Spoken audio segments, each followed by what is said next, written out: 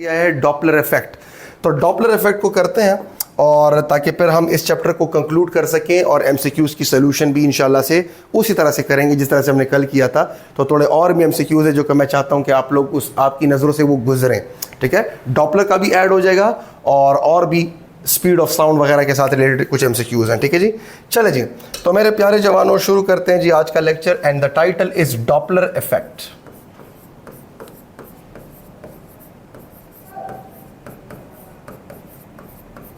अच्छा, what is Doppler effect? तो मेरे प्यारे जवानों, Doppler effect is actually the apparent change in the frequency of sound. यहां पर मैं डिफाइन कर लेता हूं कि डेफिनेशन क्या है। तो डेफिनेशन इसकी कुछ ये है कि it is actually the apparent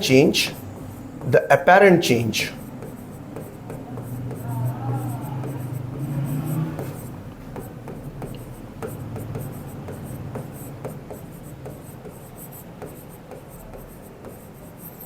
in the frequency of sound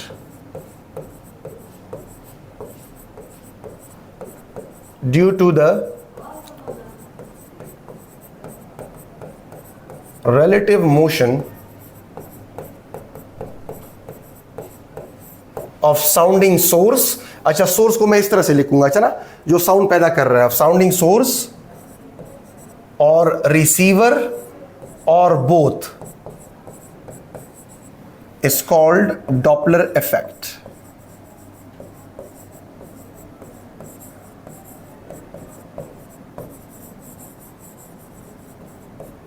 ठीक है जी। अच्छा, अब समझना है हमने इसको कि what is meant by this word apparent change। ठीक है जी बच्चे, देखें सिंपल सी बात है। अगर मैं आपसे कहूं कि भाई this is a source, this is a sounding source, ठीक है जी, and this one happens to be the receiver. ठीक है जी, right now I am the source and here is another person, let us say that person is a receiver. मैं sound पैदा कर रहा हूं और वो रिसीवर क्या कर रहा है, रिसीव कर रहा है। अच्छा, अब the thing over here is कि जो साउंड मैं पैदा कर रहा हूं उस साउंड की फ्रीक्वेंसी को मैं एफ कहूंगा और जो फ्रीक्वेंसी रिसीवर रिसीव कर रहा है उसे मैं एफ डैश कहूंगा। So the frequency produced by the source is F. यहां पर मैं बाकायदा लिख देता हूं what is F. F is actually the frequency produced by the source।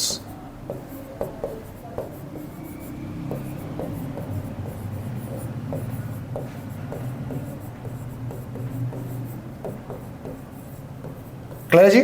और जब मैं F के ऊपर डैश लिखूं, राइट, तो F डैश का मतलब होगा वो वाली फ्रीक्वेंसी जो रिसीवर रिसीव कर रहा है, जिसे हम अपेरेंट फ्रीक्वेंसी भी कहेंगे।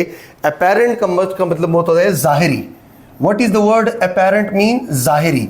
वो वाली फ्रीक्वेंसी जो रिसीवर को जाहिर हो रही है, जो रिसीवर को रिसीव हो रही है, जैसे कि रिसीवर को लग रहा है कि सोर्स की तरफ से आने वाला जो साउंड है उसकी फ्रीक्वेंसी ये है, that frequency is a apparent frequency, या फिर आप कह सकते हो कि रिसीव्ड फ्रीक्वेंसी। सो एफ डैश का मतलब होता है apparent फ्रीक्वेंसी।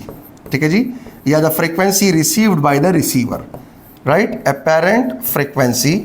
क्लियर हो गया भाई? जो कि एक्चुअली कौन सी रिसीव फ्रीक्वेंसी है, राइट, जो कि एक्चुअली फ्रीक्वेंसी है received by the receiver.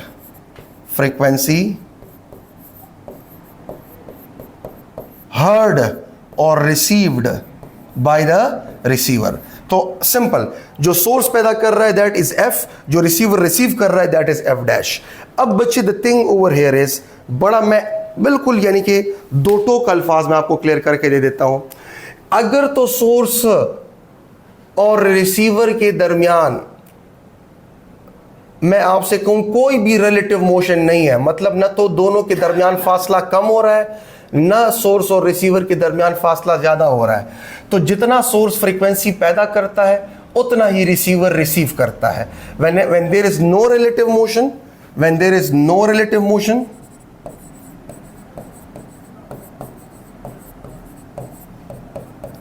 when there is no relative motion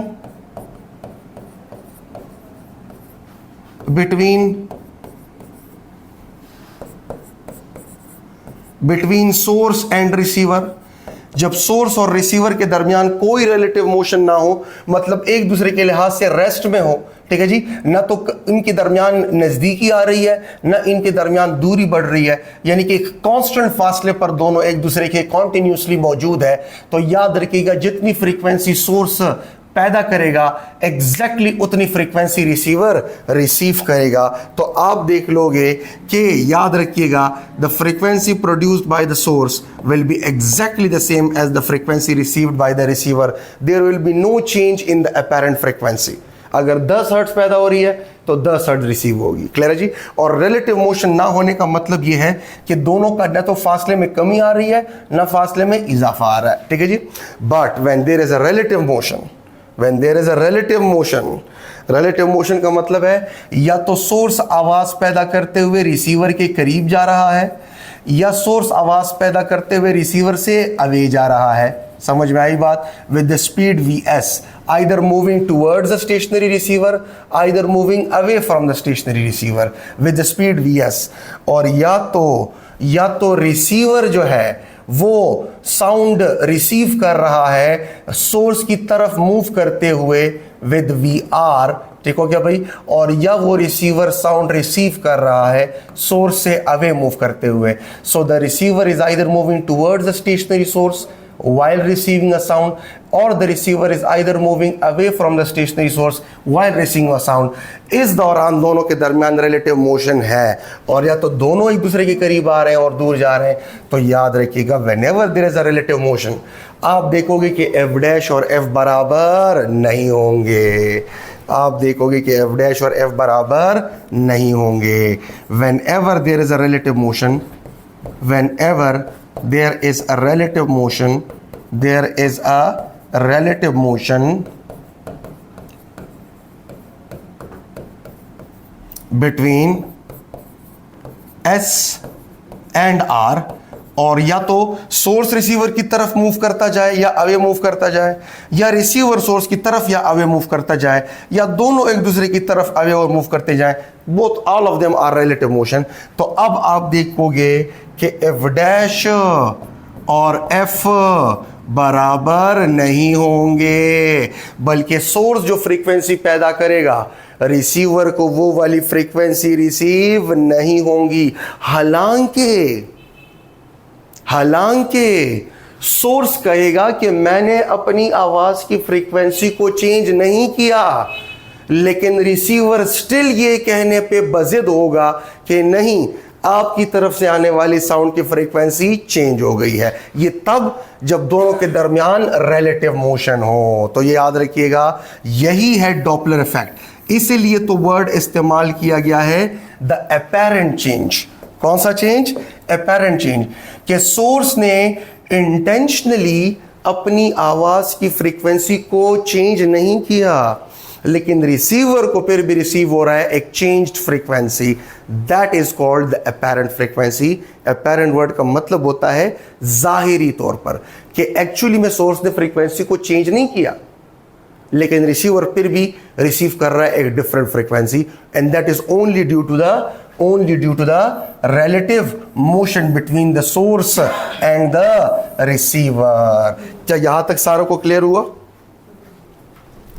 यहां तक सारों को क्लियर हो गया?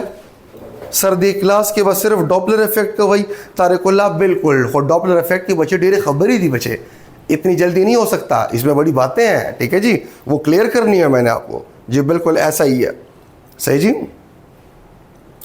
अच्छा जी, वालेकुम अस्सलाम जोहान सारों को। अच्छा ठीक है, चले अब शुरू करते हैं। मोहम्मद वकार लेफ्ट। अच्छा जी, अच्छा बच्चे इलेक्शन ऊबर लग रहा का सही है।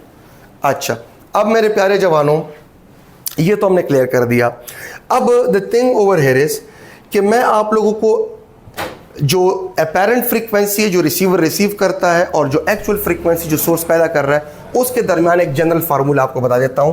तो सिंपल सी बात है, Doppler effect in a single glance that is actually F dash is equal to v plus minus V R divided by v minus plus V S. ठीक हो गया भाई, multiply by f। This is the relation.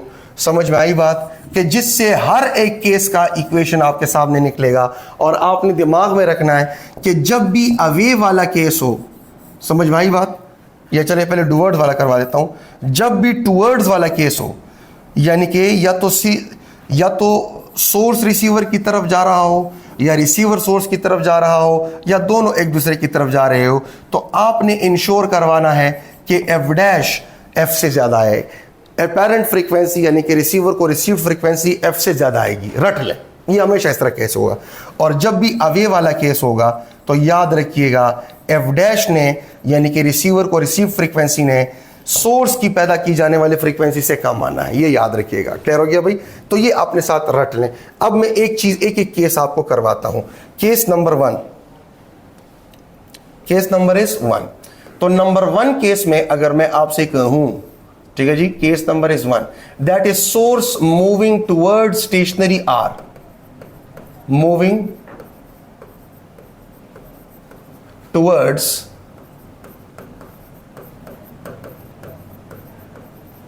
Stationery R. मैंने आपको ये equations रटवाने हैं। So this is case number 1। सो केस नंबर 1 में मेरे प्यारे जवानों, केस नंबर 1 में मेरे प्यारे से जवानों, राइट। सो केस नंबर 1 में अगेन टूवर्ड्स है, तो हर हालत में एफ डैश ने एफ से ज्यादा आना है, तो एफ डैश ने एफ से आपसे ज्यादा लेकर आना है। अब वो कैसे लेकर आना है? तो स्टेशनरी रिसीवर है, स्टेशनरी रिसीवर का मतलब है कि वी आर आपका क्या हो गया? 0।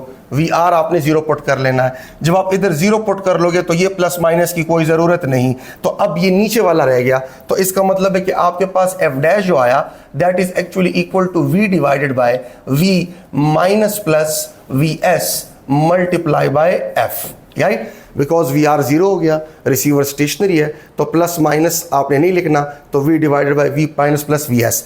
अब आपने इंश्योर करवाना है कि एफ डैश एफ से ज्यादा आ जाए। अब आपने नीचे साइन ऐसा चूज करना है कि ये जो रेशो है ये 1 से ज्यादा आ जाए। ठीक हो गया भाई?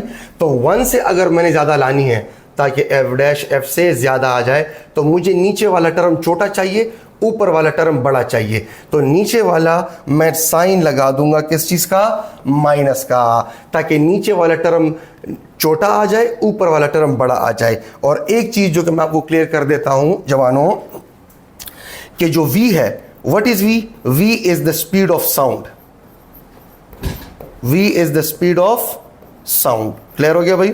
अच्छा, फिर जो vs है, व्हाट इज v?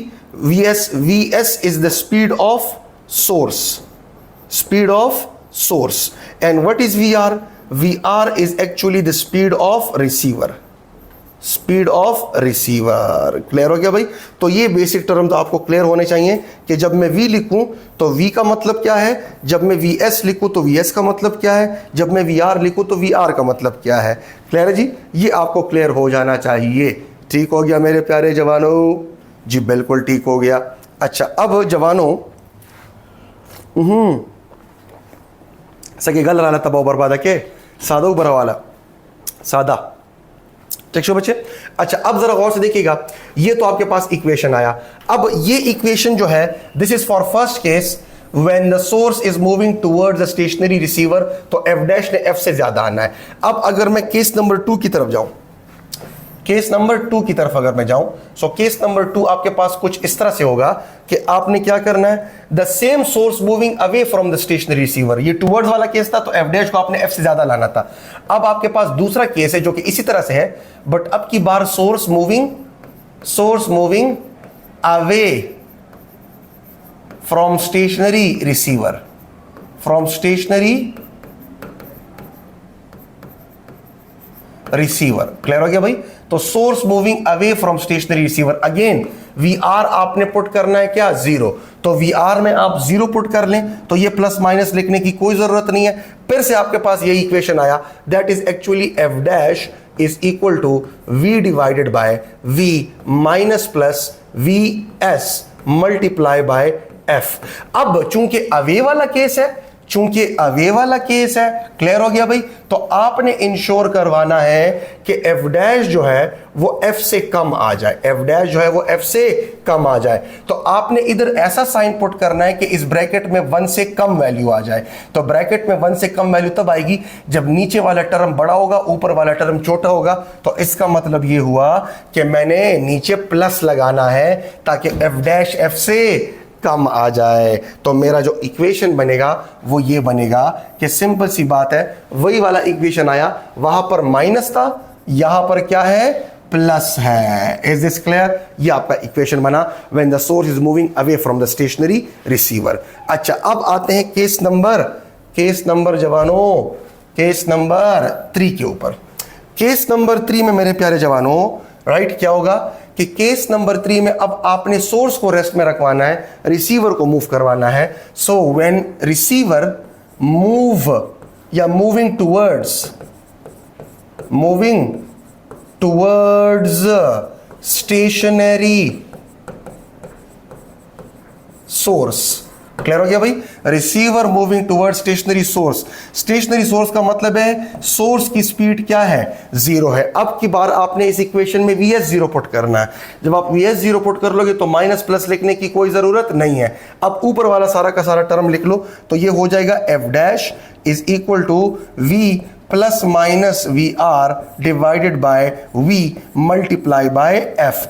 अब चूंकि टुवर्ड्स वाला केस है तो आपने एफ डैश को एफ से ज्यादा करवाना है।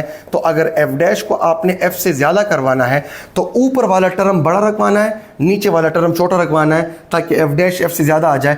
तो ऊपर वाले टर्म में आपने प्लस का साइन लगा देना है और माइनस का नहीं लगाना। तो ये आपका इक्वेशन आ गया किस चीज का, when the receiver is moving towards a stationary source. Similarly मैं डायरेक्टली अप कर देता हूं कि now the same receiver moving away from the stationary source, receiver moving away from the stationary source, right, यही वाला इक्वेशन लिख देना, लेकिन प्लस की बजाय माइनस लिख देना। So moving away from the stationary source, moving away from the stationary source, clear हो गया भाई। So moving away from a stationary source, clear हो गया भाई। अगेन आपने क्या पुट करना है, Vs स्टेशनरी है तो Vs 0, माइनस प्लस लिखने की जरूरत नहीं, तो वही वाला इक्वेशन वापस आ जाएगा। बस सिर्फ फर्क ये होगा कि अब आपने एफ डैश को इंश्योर करवाना है कि वो एफ से कम आ जाए, बिकॉज किस चीज का केस है, अवे का। तो ऊपर प्लस की बजाय मैं माइनस का साइन लगा दूंगा, तो V minus V R into F. तो मेरा इक्वेशन जो फोर्थ केस में आया वो ये वाला हो गया। Is this clear? क्या यहां तक सारे मेरे साथ चल रहे हो? यहां तक सारे मेरे साथ चल रहे हो जी? बिल्कुल ठीक है जी। अच्छा, अब अगर मैं आपसे कहूं मेरे प्यारे से जवानों,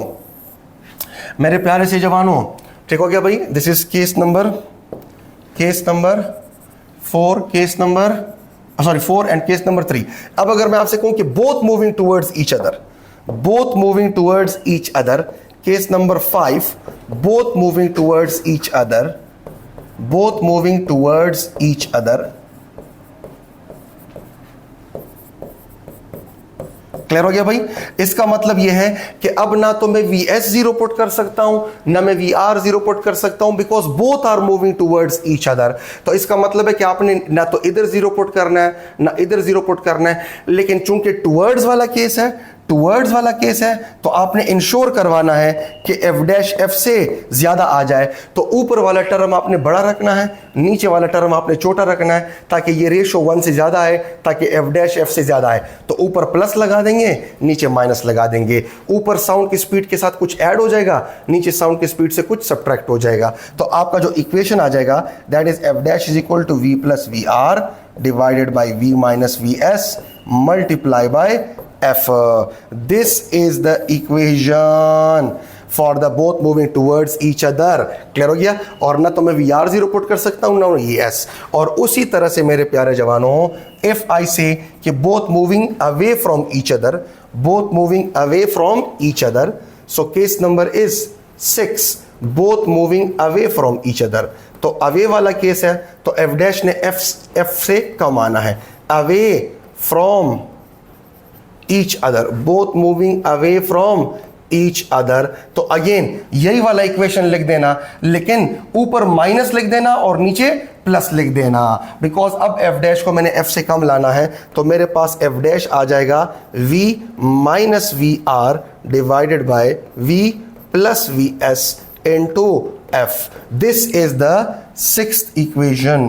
क्लियर हो गया भाई, राइट। और इस केस में चूंकि अवे वाला केस है, तो अवे वाला अगर केस है तो आपने एफ डैश को आपने एफ से कम लाना है। क्लियर हो गया भाई, ये हमारे पास केसेस हैं। क्लियर हो गया भाई, राइट। अब आपको सवाल में दिए गए स्टेटमेंट को देखना है कि कौन से केस के साथ कॉन्साइड करता है। अगर आप 6 के 6 इक्वेशंस याद नहीं कर सकते तो एटलीस्ट ये जनरल फार्मूला कि ऊपर साउंड की स्पीड के साथ वी आर है, नीचे साउंड की स्पीड के साथ वी एस है, प्लस माइनस माइनस प्लस, उसी के मुताबिक अरेंज कर लो। For example receiver moving away from the stationary source, तो स्टेशनरी सोर्स का मतलब है वी एस जीरो पुट कर दूंगा। वी एस जब आप जीरो पुट कर लोगे तो नीचे सिर्फ वी आ जाएगा, माइनस प्लस लिखने की जरूरत नहीं है। अब ऊपर V plus minus V R, तो चूंकि अवे वाला केस है आपने एफ डैश को एफ से कम लाना है, तो आपको ये जो ब्रैकेट में टर्म है ये 1 से कम चाहिए ताकि एफ डैश एफ से कम आ जाए। तो ऊपर वाले टर्म को छोटा कर दो, नीचे वाले टर्म को बड़ा रखो।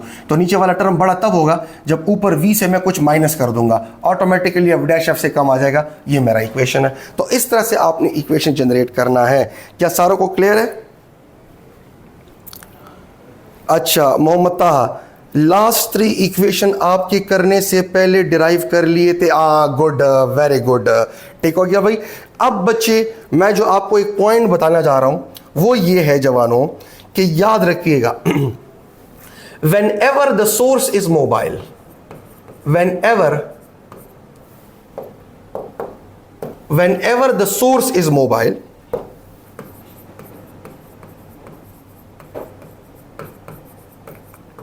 the source is mobile and receiver is stationary। जब सोर्स मोशन में हो, आइदर टुवर्ड्स और आइदर अवे, आइदर टुवर्ड्स और आइदर अवे, जब सोर्स मोबाइल हो, समझ भाई बात। तो फ्रीक्वेंसी जो अपेरेंट फ्रीक्वेंसी में चेंज आता है, तो हमें पता है फ्रीक्वेंसी बराबर होती है v अपॉन लेमडा। अब या तो साउंड की स्पीड में चेंज आया है या तो लेमडा में चेंज आया है, किसी में तो चेंज आया है ना, तभी रिसीवर को रिसीव होने वाली फ्रीक्वेंसी डिफरेंट मिल रही है। तो याद रखिएगा, whenever the source is mobile, so the apparent change in the frequency is due to the change in the wavelength. ये याद रखिएगा, ये पूछा जा सकता है। And whenever the receiver is mobile, whenever the receiver is mobile, whenever the receiver is mobile, mobile मतलब कि जब वो मोशन में हो, either towards the stationary source, either away from the stationary source. Towards और away से मेरा काम नहीं है, जब रिसीवर मोशन में हो, राइट, ठीक है जी। जब रिसीवर आपका मोबाइल हो, मोबाइल मतलब हरकत में हो, और सोर्स आपका स्टेशनरी हो, सोर्स आपका स्टेशनरी हो, तो बच्चे याद रखिएगा, द अपेरेंट फ्रीक्वेंसी में जो चेंज आ रहा है या जो रिसीवर को चेंज होने वाला साउंड की फ्रीक्वेंसी चेंज मिल रही है, तो वो एक्चुअली वेवलेंथ की अंदर चेंज की वजह से नहीं, बल्कि साउंड के रिलेटिव स्पीड की चेंज की वजह से है। So when a receiver is stationary, the apparent change in the frequency is due to the change in the speed of the sound, relative speed of the sound. When the source is, when the receiver is mobile, sorry for that, when the receiver is mobile, समझ भाई बात, the apparent change in the frequency is due to the change in the speed of the sound, and whenever the source is mobile, the apparent change in the frequency is due to the change in the wavelength of the sound. And when both are mobile, when both are mobile, ये याद रखिए, ये पूछा जाता है, when both are mobile,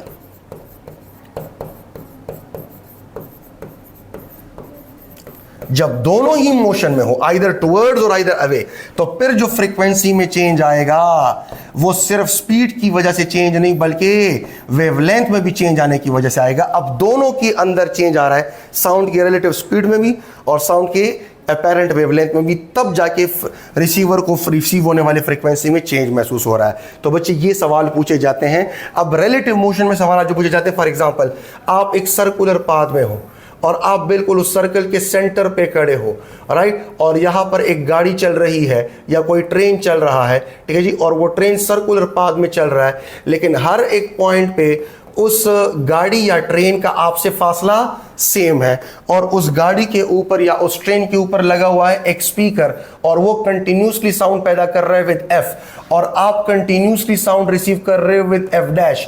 तो बताइए क्या सोर्स का रिसीवर से फासला चेंज हो रहा है? नो, वो कॉन्टिन्यूसली एक खास डिस्टेंस पे है फ्रॉम द रिसीवर। तो न तो सोर्स रिसीवर से अवे जा रहा है, न सोर्स रिसीवर के करीब जा रहा है। तो जितनी फ्रीक्वेंसी सोर्स पैदा कर रहा है उतनी ही रिसीवर रिसीव कर रहा है, because there is no relative motion between the source and receiver. Similarly अगर मैं आपसे कहूं कि दिस इज अर्थ, ठीक है जी, और आप अर्थ के ऊपर खड़े हो और एक जियो स्टेशनरी सैटेलाइट है, एक जियो स्टेशनरी सैटेलाइट है, और जियो स्टेशनरी सैटेलाइट का तो आपको पता ही है कि वो अर्थ के सरफेस से खास फासले पे रोटेट करता है। तो अगर वो एफ फ्रीक्वेंसी जनरेट कर रहा है और रिसीवर को रिसीव होने वाली फ्रीक्वेंसी एफ डैश है, तो याद रखिएगा यहां पर भी एफ डैश और एफ क्या रहेगी? सेम रहेगी, बिकॉज न तो वो जियो स्टेशनरी सैटेलाइट रिसीवर से अवे जा रहा है न करीब आ रहा है, बल्कि खास फासले पर है। क्लियर हो गया भाई? तो इस तरह के सवालात याद रखिएगा आपके सामने आ सकते हैं जो कि आपको क्लियर होने चाहिए, ठीक है जी। बाकी इंशाल्लाह से इसके ऊपर हम सवालात करेंगे।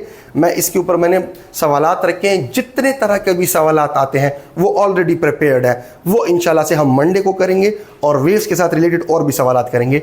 तो बच्चे मंडे को फिर से हमारी प्रैक्टिस होगी including this Doppler effect as well, ठीक है। उसमें दो और शॉर्टकट्स हैं, लेकिन वो मैं एमसीक्यूज के सोल्यूशन के अंदर आपको बताऊंगा। क्लियर हो गया भाई? आज हम लेक्चर इधर ही एंड करते हैं, बिकॉज मुझे कहीं जाना है, अदरवाइज मैं एक दो लेक्चर्स का, एक दो एमसीक्यूज का तड़का लगा देता, लेकिन इट्स मोर देन इनफ, ये आपको क्लियर होना चाहिए। और एक और शॉर्टकट्स हैं वो इंशाल्लाह एमसीक्यू के अंदर आपको बताऊंगा, ठीक है जी। सो चले जी आज इधर ही एंड करते हैं। जमा खगोज वानानो बमा ग्रांज वानानो ये दुआ के मैं याद साथ ही तासो इंशाल्लाह सरे दे मुल्क को कौम फ्यूचर यही द खुदे पामान।